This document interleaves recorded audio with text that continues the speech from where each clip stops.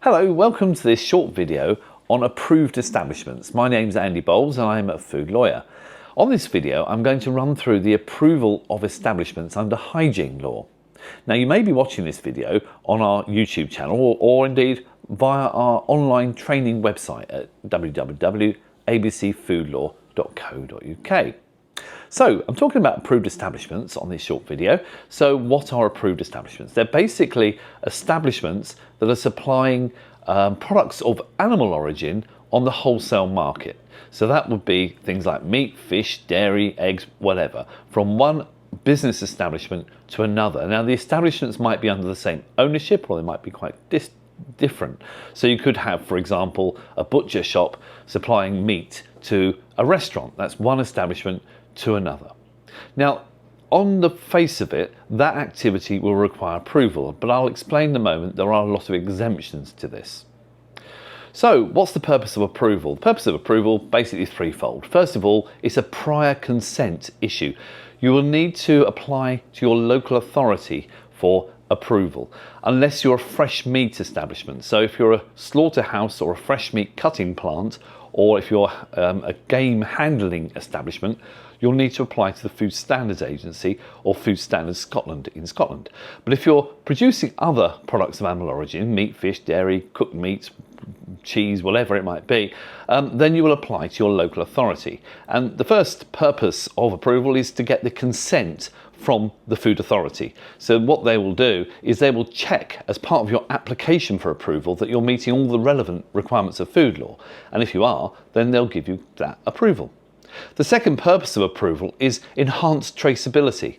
As part of the legal requirements for approved establishments, you'll be required to apply an identification mark to your products. There are some exemptions to this, but the general principle is if you're making a product such as cooked meats or cheese or something like that, your products, when they are actually supplied down the supply chain to the point of retail, will be required to have an identification mark attached to them, and I'll explain what that is in a moment. The third requirement of approval is to make sure that you meet the requirements of additional hygiene laws.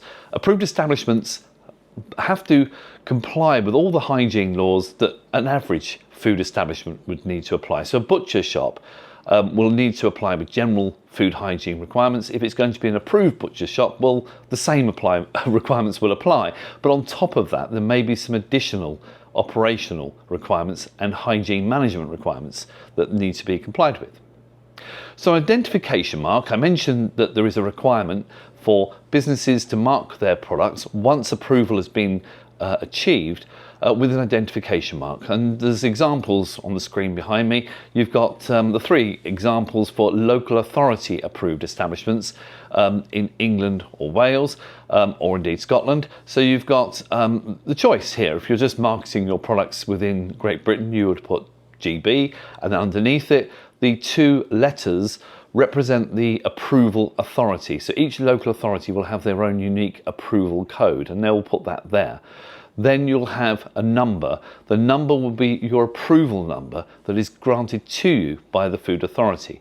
If you're a slaughterhouse or a cutting plant or approved game handling establishment, you'll be given an approval number from Food Standards Agency or Food Standards Scotland. So it won't have the two letters before the number. So I said that there was a requirement for wholesale supply on the market of products of animal origin from one establishment to another. There are exemptions to this, and the three categories of exemptions are general.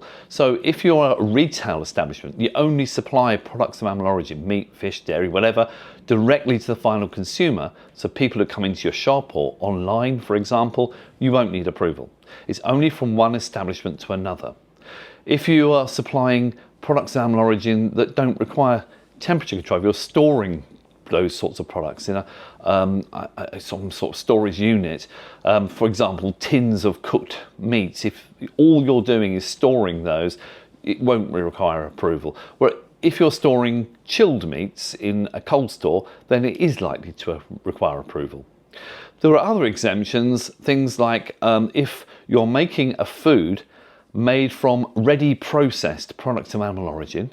So a ready cooked meat, for example, and all you're doing is adding food not of animal origin to it, you're adding plant ingredients. So maybe you're making sandwiches, you're starting off with some cooked meat and you're adding salad leaves and putting it into a bread roll and supplying it onto another establishment. Because the meat is already cooked and you're just adding plant ingredients, you will not require approval for wholesale supply. However, if you are putting a product of animal origin, you're processing it on site. If you're cooking the meat on site and then making a sandwich and supplying it on, then approval will be required. The final exemption is a retail to retail exemption. I mentioned in the introduction, if you have a butcher shop supplying a restaurant, that is one establishment to another. If, however, your butcher shop is only supplying a small amount, less than 25% of the total food supplied by the business, and the restaurant is in the locality of the butcher shop, so it's in the same county or adjoining counties, then that's called marginal and localized supply. So if you've got a small business, for example, a butcher shop or a restaurant, delicatessen, supplying small amounts of products of animal origin to other establishments within the same locality, approval won't be required. Now, of course, that's on a case-by-case basis. If you have a question about that, because it's a hygiene issue, you would need to speak to your environmental health officer about that. To apply for approval, it's a requirement if you're a new establishment and you're intending to make meat products, dairy products, fish products, whatever, you apply to your local authority. If you go onto the .gov.uk website, there is an approval section on there, food approvals. You just type in your postcode and it will tell you the local authority that is responsible for your application. If you're an existing establishment and you've changed what you're doing, so maybe you're making boiled hams or cheese and you were only supplying the final consumer, but now you're supplying other businesses, other establishments, then that might trigger approval. So you'll need to speak with your environmental health officer about that. It may be that you're an establishment that's been already approved by the local authorities. You've already been approved as a dairy, but now you're starting to do different products. It might be you're doing meat products or something, in addition to the products that you've already been approved for. The approval process is very specific to the nature of the food produced. So you'll get approval for dairy products or meat products or fishery products, whichever is appropriate. So if you change the range of foods you're producing, you will need to seek additional approval. If you change food business operator is the natural legal person. So it's an individual or company that's responsible for the compliance with food law in the premise of the business under their control. So if you are a limited company and you are now sold your business to another limited company, that's changing food business operator. You will need to get a new approval. If you're a sole trader and your business is going well and you've decided to become a limited company, that will trigger the requirement for a new approval. If you have any doubts, again, speak to your environmental health officer about that. When you make an application, you're going to need to prove that the premises that you're actually making the application for, you are indeed the food business operator. So the local authority will ask for identity confirmation. They'll also need to know about the establishment that you're intending to seek approval about and what activities you're going to be performing, because they need to tailor the approval to your business. There is a long list. I'll put a list on the screen behind me. It's all small writing, so you probably won't be able to read it. But there's a whole bunch of stuff that the environmental health officer will normally request on a new approval. Things like a detailed plan of your premises, either existing or proposed. Details of your systems based on HACCP principle would be quite a big deal. Arrangements for equipment maintenance, cleaning, water supply, waste collection, pest control. All these sorts of things, you're going to have to provide information either at the time of application or during the application process. So the approval process will normally involve the environmental health officer who you've contacted will normally just go through an advisory approach. They might send you some information, they might have a quick chat. In some local authority, they might visit you and just go through the sorts of things you'll need to do to achieve approval. But that is discretionary, and these days not all local authorities can offer that service.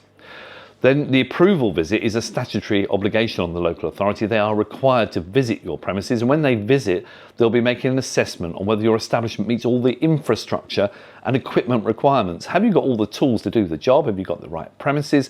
And have you got the management systems in place to produce safe food? If they're satisfied that if it's a new premises and the Environment Health Officer is satisfied that you're on top of everything, they'll grant you approval. But typically that will be an initial conditional approval for an initial 3-month period. They can extend that for another 3 months if they believe that you're making satisfactory progress on your systems if you haven't fully met the requirements at the first visit.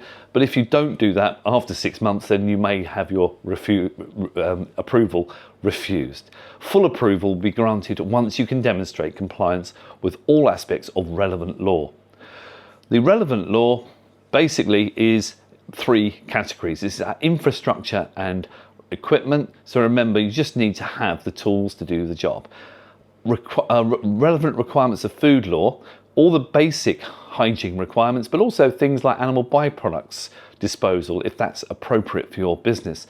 But a very big element of an approval assessment by an environmental health officer will focus on your system based on HACCP principles, not just whether it's adequate, but whether it's going to be adequately implemented in your food establishment. So there we are, that's a quick guide to approved establishments. If you'd like to see more, then on our website abcfoodlaw.co.uk we have a subscription online training, and there are actually 3 webinars, hour long each, on this topic, going into a lot more detail if you require it. Thanks very much for watching. Catch you on the next video.